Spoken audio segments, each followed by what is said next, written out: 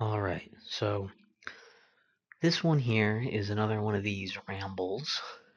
Now that I have a bunch of these, I mean, I don't know what order these are coming out, but I have a bunch of these Bluetooth headset things to test out. So this one right now is actually on I think it's LK12 is the model number of this. And this is the air conduction headphones headset thing. Um, and From what I can tell from the little test clip that I did, the mic is actually not too bad. And I think it's because, well, it is still Bluetooth, so it's not like the most amazing quality. It's probably so far maybe the best Bluetooth mic I've tested, which is actually kind of nuts. Um, because like on the other ones, I just assumed were bad because they're Bluetooth and not focused on being a mic. But another part of it, I think, is because the mic does not touch. It's like the mic on all the other ones is up by the ear, tucked away over there, whereas this one has a little like thingy that flops down, so you can speak into that. So it's not like big enough where this is like right in front of my mouth, but it is extended much closer to my mouth than the other ones were at all. So I think that probably helps. Um, we'll see how well the recording holds up and everything. I'm also pacing around right now. So I'm sure the audio is going to sound kind of different with the acoustics and stuff and everything, and you might hear it rubbing against my cheek because I have a little bit of facial hair, and maybe I'll cut it out background noise wise because I don't know. I feel like some of these things just do that. I'm pretty sure it's not my voice memos app because I don't tell it to enhance the audio. So, anyways, the ramble I wanted to do today, as the title maybe gives away, um, is I wanted to ramble about doing different Pokemon runs. So when I say that, when I mean a Pokemon run, I mean like I don't mean some new app that they put out where it makes me run around. Because Pokemon Go couldn't really make me leave my house. Pokemon Run, there's no shot. Okay, Pokemon workout is just not gonna happen for me. But um, no, when I'm saying Pokemon Run, I mean playing through the campaign of a Pokemon game, and I primarily am talking about Gen One is where I did this the most. Red, Blue, and Yellow, because I played the ever living shit out of those games. And over the years of doing that, I honestly started playing the game mostly with my favorites. So there are definitely a lot of runs that were pretty well populated by, you know, the starters. Um, lots of Nidoking, Nidoqueen, and Gyarados in there. I've done having teams of a bunch of Gyarados because they can learn a bunch of different moves and stuff. Um, and I'm sure I've had some you know, pretty basic bitch teams of like, all right, here is, like starter, the legendary birds, Mewtwo, and Dragonite. Yeah, that's pretty basic stuff. But um, I started wanting to use other Pokemon to do different things with this, and so out of all these runs that I've done, I think I've started to basically I've done a few more interesting runs where essentially I try to decide like my team, like a theme to go along with it, something to go along to be like, okay, let's make this more interesting to play this in a way I normally wouldn't. Um, Probably the most basic one of those that I still found weirdly interesting was I did a grass type run, and to do that I had to do for Gen 1, I had to do Pokemon Yellow. It's the only one where I could get them all. So, like, because if you look at all of the Pokemon as like, and their evolutionary lines or whatever, as one slot, you actually end up with exactly six for Gen 1. So it was like, let's see if I remember this off the top of my head here. So you have Bulbasaur, um, Bellsprout, Oddish, Tangela, Execute, and Paris are the six that have grass type. They're obviously not solo grass type, but they're all grass type, have grass type in them.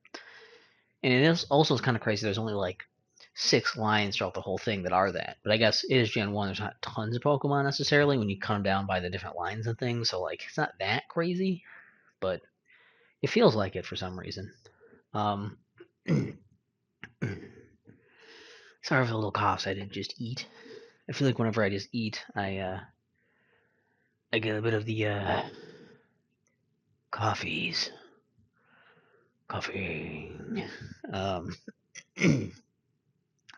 anyway, but this one was kind of interesting to me because like this was kind of harder than I thought it would be because having this whole team just has like so much like for weaknesses like trying to look at these different Pokemon like obviously like all of them are weak to fire. Um, Paris is double weak to fire, which sucks because it's bug and grass. Um, I think Paris is a huge liability. Yeah, it's like Paris is double weak to to fire, also double weak to flying. Um, Flying kind of destroys everything too, pretty handily. Psychic can take out, half of them for also being poison type. Bug is double effective against. Um, well, there's some erroneous stuff here. I think in Gen 1, Bug is. I don't remember. I have to look this up. I think Bug might be super effective against Poison, and Poison is super effective against Bug. Or it's just an error in the messages. I forget which is necessarily true. But either way, it will say super effective on both ends of that. So, like, um, I think Paris is double weak against Poison as well because of that. Um, really, that Parasect really did not save my bacon very much at all. I liked having it as a bug type as a novelty, and it was able to fight against some psychic types a bit at least. But yeah, I don't know, not the greatest. Not the greatest group here. Um, just very weak. Ice kind of destroys everybody as well. Just everyone's very weak. Um, you know, usually you're good against rock type, but Paris is also bug. It's a lot of that. There's a lot of just like it would be good except everything kills it. Um, so very bad team.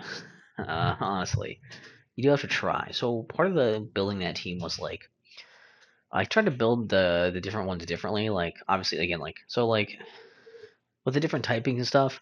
I tried to use that like obviously like Executor. I tried to have like psychic moves on him too to be pretty powerful for that.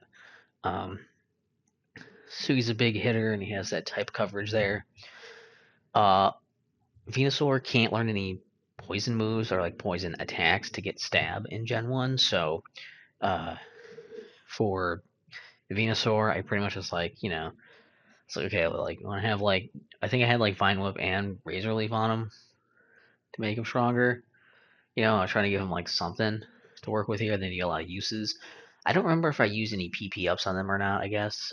I don't think I cheesed it and like duplicated those, but I honestly don't remember for this run. Um, I I built Parasect as a Parasect was cool because he was like a um he was my vampire.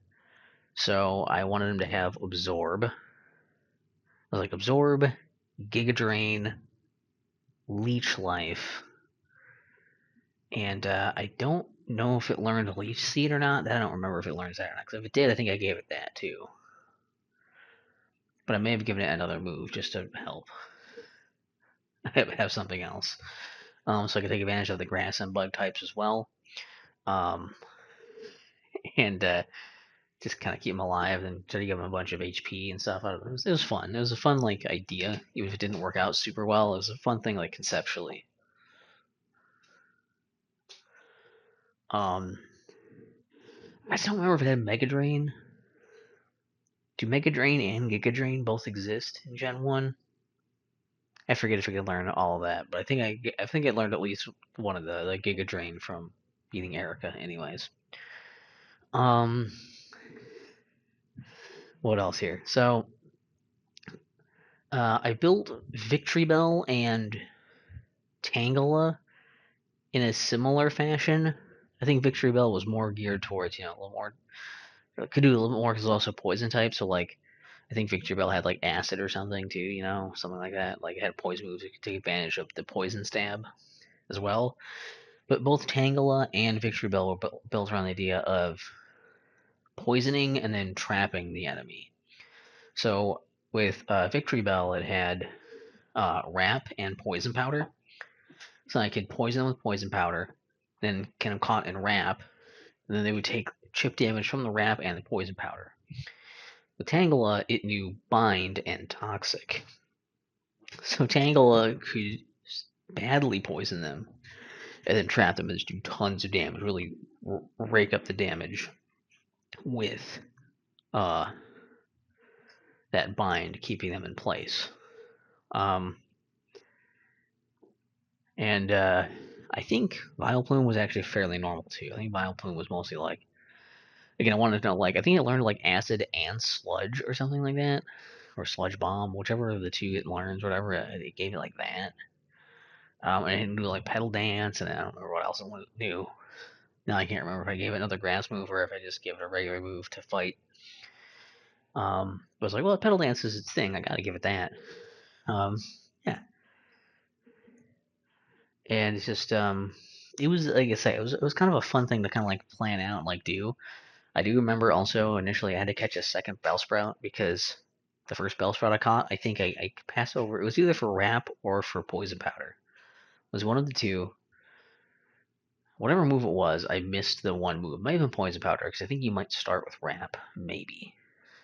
Um, yeah, I didn't. I was like, why can't I? Well, I want to learn this move. I don't understand. What level do I learn it? And I looked it up, and it's like I passed over it. Essentially, if in Gen 1, it's not like later ones, or like in later gens, if you get like a level or whatever, you level up, and it goes like level by level as it goes, and you just get everything that you would have learned throughout those levels. But if you're like, oh, well, I went from level 10 to level 12, and I learned to move at level 11, well, that sucks. I never actually hit level 11, so it never triggered the thing to have me learn that move. That kind of stuff will happen in Gen 1. It sucks. Um, so you have to be aware of that, for sure. So that was a little annoying, but I did get that fixed before I got too far in the game. Be like, oh, I'm screwed. So that's good. There were more of them I could catch, so it was fine. Um, but I did end up beating the game with the all grass run. Uh, Another run that I did was the charity run, is what I called it. I guess it's more like a no catch run. It's probably more apt because basically the idea was I wanted to go through a whole thing where um, I uh, I don't catch any Pokemon. I can only use Pokemon that are like given to me. I think I allowed myself to also be able to like buy Pokemon and stuff like that. So the idea was you get one Pokemon at the start, and then basically you don't get anything else until like you get to Celadon, basically, and then you can get the Eevee, and then um, you've got like Hitmonlee or Hitmonchan. You've got the Lapras at Silphco. You've got you can buy the Magikarp. Um, and then they're like the game corner like Pokemon. You can buy those as well. I think I'm missing something. I think I had a full team. Who else am I forgetting? Oh man, it's gonna bug me. So I feel like there's another one I got that was I had plenty.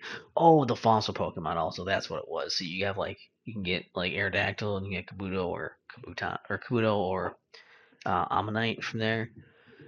So it's like stuff like that. So you could pick. I could pick from all of them. And I think probably the most fun part about that was that I got to go like I had to think about like who do I pick and why. Essentially, I wanted to be able to do it without cheating. Was also part of it.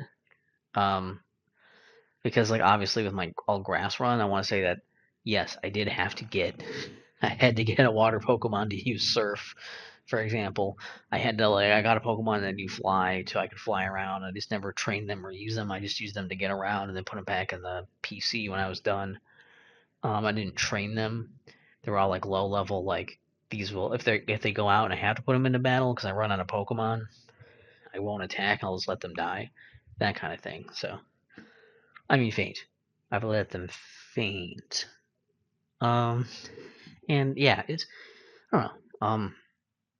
So I think that was why I was like, okay, so I pretty much have to start with Bulbasaur in this uh no catch run, I think, because it was like I need to be able to use Cut to get to the rest of the game. And I think maybe Charmander would learn Cut, so I think maybe Charmander would have been fine, but I'm not 100% on that. And I actually don't remember which one I picked. I think I did Bulbasaur. The thing is, like, I know I could learn like Cut and Strength. I knew it would at least be able to like get me through. I also was aware that like I could get Surf out of either Lapras or actually I don't think I get to can I get Lapras yet.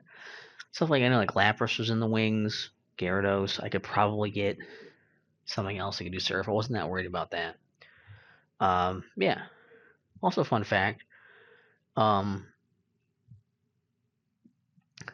Charizard in Red and Blue. Charizard does not learn. It can't learn Fly, but in Yellow it can. Weird change. I don't remember if it learns Wing Attack in any of them or not. That I have to double check on, but like that was weird.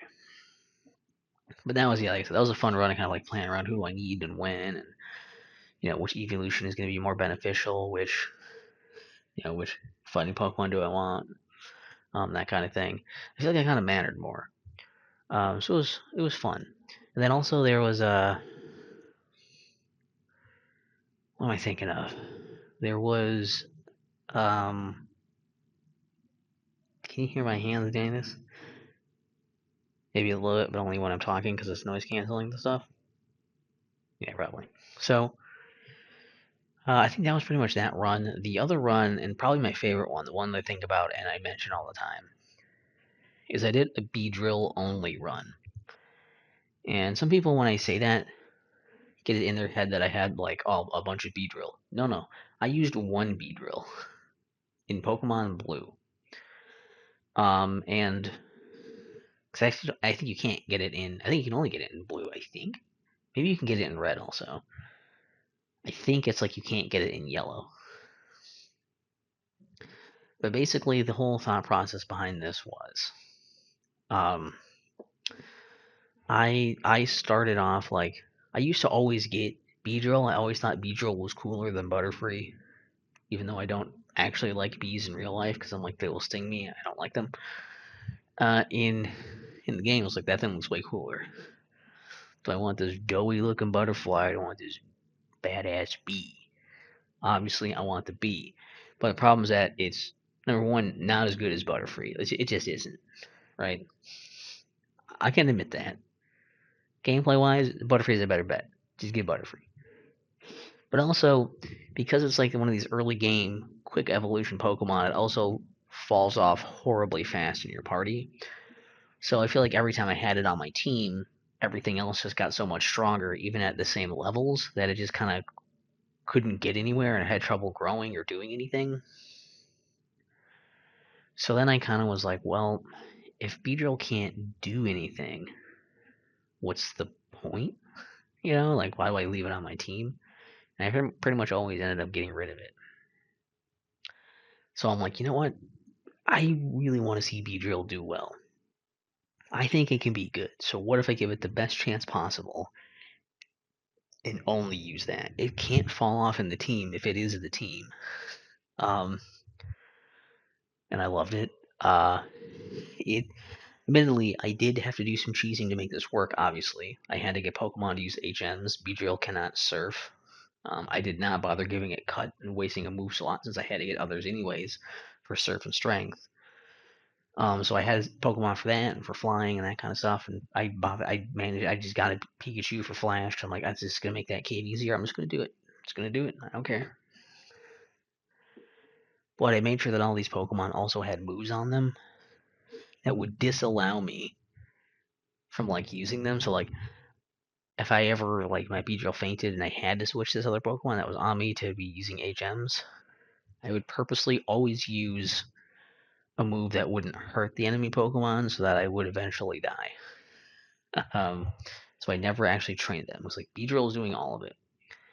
And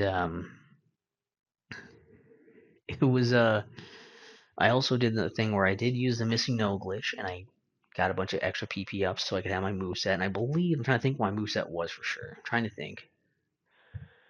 Because I think it may have ended up something like, well, I know for sure I had pin missile. You see, I had pin missile and twin needle. I had both of them, just so I had extra moves there because they both got stab anyways. It's like pin missile, twin needle, poison sting. I did keep poison sting for the stab as well. And then I got, I believe I stuck with Fury Attack as my other moves because I liked the idea that everything I was doing was just shooting little like cone things out from my graphics as well. I kind of like that, so I did that. It was great, and I died a lot.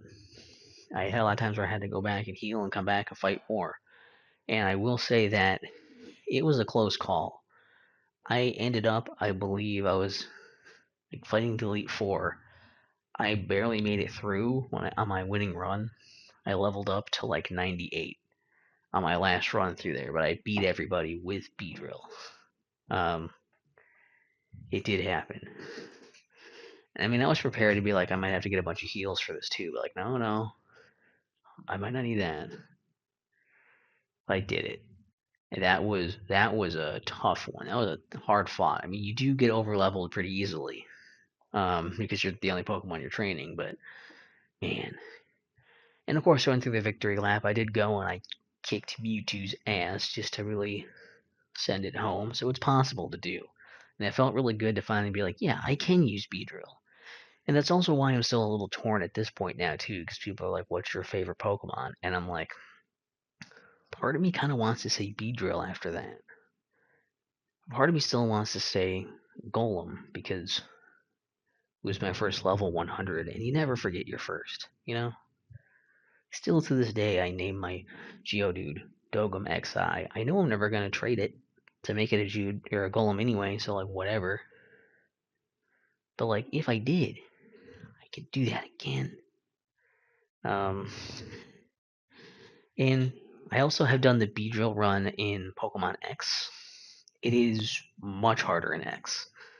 Like I had to basically going through the Elite Four. I believe I had or the Pokemon League, whatever. I think I had to heal, and I think I had to actually use my like TMs or whatever to like change my moves a couple times, like between rounds, to make sure I had like better moves for the person I was fighting. I believe that happened. So it was a lot more hard fought. But I also found a little thing there is that if you only have one Pokemon and you meet up with somebody who wants to do it, like these people standing there waiting for a double battle, they won't fight you. You can talk to them and be like, "You need another Pokemon for us to fight you." Like, cool. See you, loser. Part of me wants to do this also. I don't think I did it in Let's Go. I can't remember now for the life of me if I actually ended up doing that in Let's Go or if I just thought about it. Now I actually don't remember. I may have also done it in there. So part of me wants to do it in like Crystal and like Gen 2. Um, I don't know if it's necessary, but it would be kind of funny. Um, just trying to do a beat run in like every generation of Pokemon. Like, can you do it? But I also played around with the idea of like streaming it. But I'm like, I don't think anybody's gonna want to watch it. I think it's so boring to watch me grind a Beedrill in every Pokemon game. So I don't know. But yeah, um, I think that's basically been my things. I did start doing a normal type run, playing through Leaf Green, but it's been so long now. I might restart it and just like try to go through with like a regular team and just to see because I kind of enjoy Leaf Green and the new things it has to offer. I still want to review Leaf Green, so I think doing that's probably also not a bad idea. And to see if now that enough time has passed, if I'll be able to be like, you know what, Leaf Green is good. It is fine. It's not a bad thing just because it's different. But I think that's everything I had to really ramble about for that. And hopefully this is somewhat interesting for someone. Um, and let me know in the comments if you are actually listening and interested in Pokemon and stuff, what are some of your favorite runs that you've done in a Pokemon game? Your favorite team compositions or challenges you've done? I've never done a Nuzlocke or anything like that, but like, is there any other types of things you've done in there you think that's kind of like interesting, unique, like challenge or limitation or just like way of approaching it? I'd be interested to hear that. Um, and yeah, I still have a few Pokemon games I should just play for the first time as well. So I mean, I'm not really up to speed yet. So I got a ways to go before I need to really do this again with any other Pokemon games. But I could, and I still might, because I'm weird like that. Hopefully, it's been interesting. I'll catch you guys later. Have a great day.